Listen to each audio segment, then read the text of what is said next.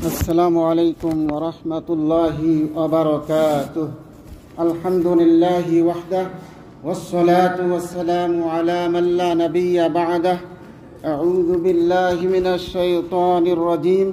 بسم الله الرحمن الرحيم.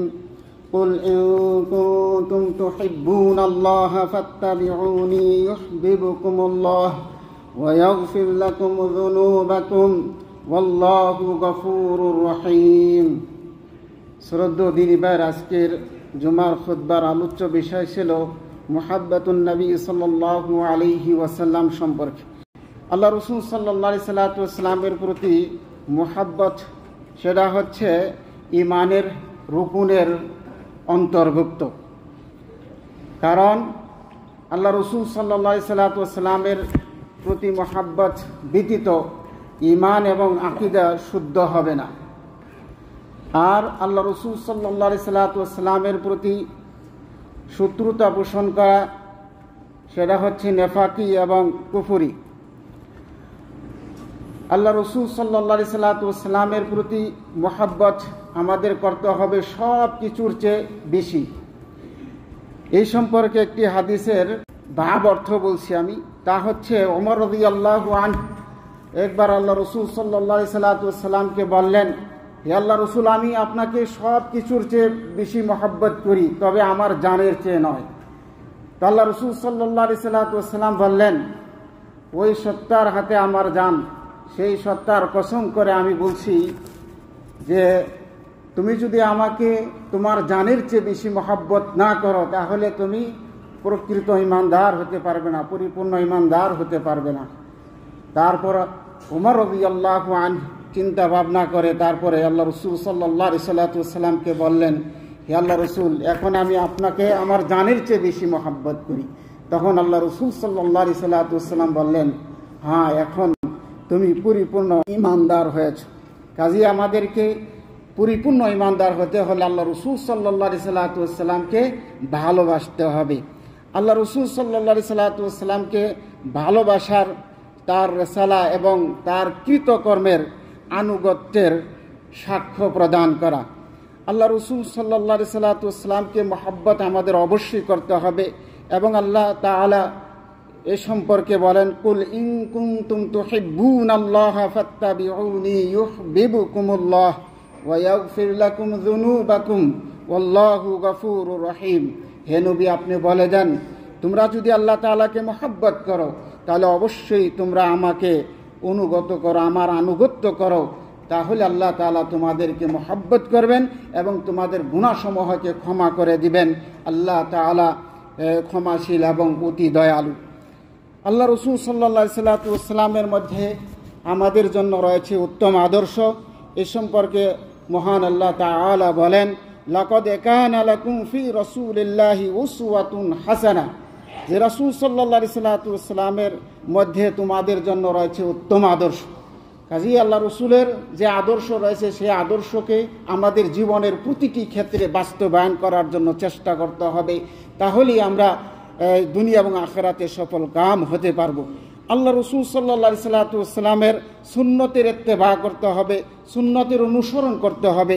এ সম্পর্কে রাসূল সাল্লাল্লাহু আলাইহি ওয়াসাল্লাম আমাদেরকে আদেশ করেছেন যে তার সুন্নত এবং খুলাফায়ে রাশিদিনের সুন্নতকে আঁকড়ে ধরার জন্য। আল্লাহ রাসূল সাল্লাল্লাহু আলাইহি ওয়াসাল্লাম একটি হাদিসের মধ্যে বলেছেন, আলাইকুম বিসুন্নতি ওয়া সুন্নাতিল খুলাফাইল মাহদিয়িন আর রাশিদিন তামাসসাকু বিহা। যে তোমরা আমার সুন্নত এবং আমার খুলাফায়ে রাশিদিনের সুন্নতকে আঁকড়ে ধরো। ওয়া আদু আলাইহা বিন নওয়াজিজ, এমনভাবে আঁকড়ে ধরো যে মারি দাঁত দিয়ে শক্ত করে আঁকড়ে ধরো। ওয়া ইয়াকুম ওয়া মুহদাসাতিল উমুর, আর যে প্রত্যেক নতুন নতুন যে আবিষ্কার জিনিস রয়েছে দিনের মধ্যে, তা থেকে তোমরা সতর্কতা অবলম্বন করো। ফা ইন্না কুল্লা মুহদাসাতিন বিদআ, কারণ প্রত্যেক নতুন আবিষ্কৃত জিনিসই হচ্ছে বেদাত। ওয়া কুল্লা বেদাআতিন দালালা, আর প্রত্যেক বেদাত হচ্ছে গুমরাহ, আর প্রত্যেক গুমরাহির জন্য রয়েছে জাহান্নাম। সেজন্য আমাদেরকে বেদাত থেকে দূরে থাকতে হবে, অর্থাৎ আল্লাহ রাসূলের সুন্নতের অনুসরণ করতে হবে। প্রতিটি কাজে, প্রতিটি ক্ষেত্রেই আল্লাহ রাসূলের সুন্নতকে বাস্তবায়ন করতে হবে। আল্লাহ রাসূল সাল্লাল্লাহু আলাইহি ওয়াসাল্লামের যে মোহাব্বত, সেই মোহাব্বতরা বহিঃপ্রকাশ পাবে যখন আমরা যে সৎ আমলগুলি করি, সেই সৎ আমল এর ক্ষেত্রে যখন আল্লাহ রসুলের ইত্তেবা করব, প্রতিটি আমলে আল্লাহ রসুলের সুন্নত মোতাবেক যখন করব, তখনই আল্লাহ রসুলের মোহাব্বত এটা বহিঃপ্রকাশ পাবে।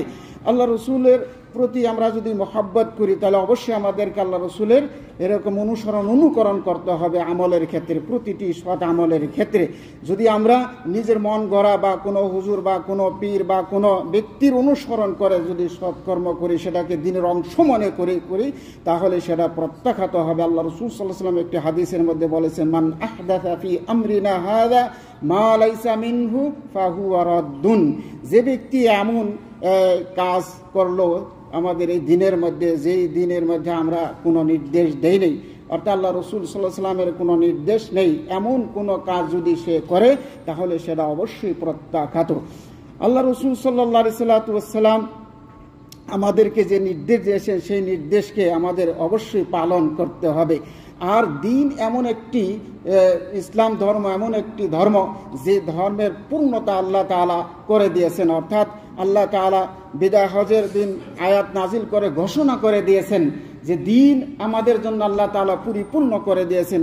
আল্লাহ তাআলা বলেছেন, আল-ইয়াউমা আকমালতু লাকুম দীনাকুম, যে আজ তোমাদের জন্য তোমাদের দিনকে পরিপূর্ণ করে দেওয়া হলো। তাহলে দিন পরিপূর্ণ হয়েছে, এর মধ্যে আর কোনো বৃদ্ধি করার, নিজের থেকে কোনো বৃদ্ধি করার কোনো অপশন নেই।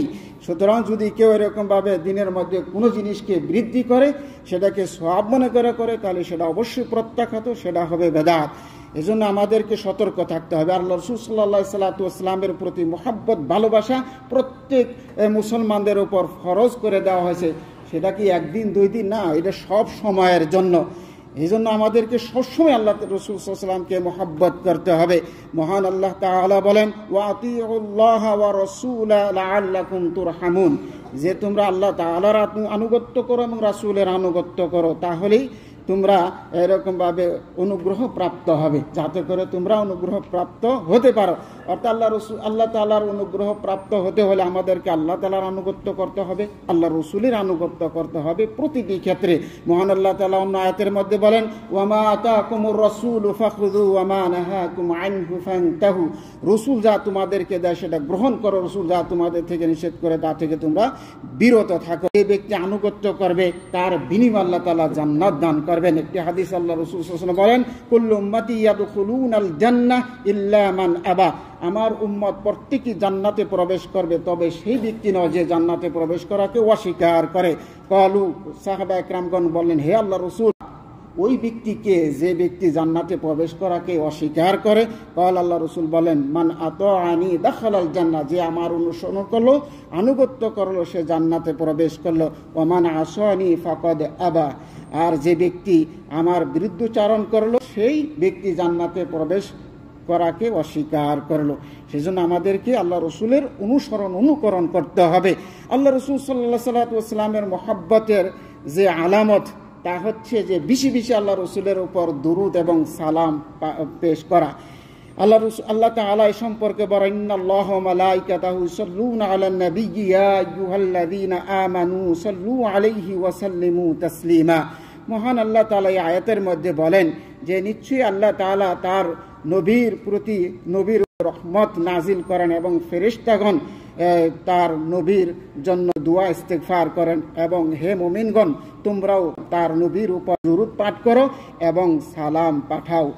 এজন্য আমাদেরকে বেশি বেশি আল্লাহ রসুলের উপর দুরূদ পাঠ করতে হবে, দুরূদ ও সালাম পাঠ করতে হবে।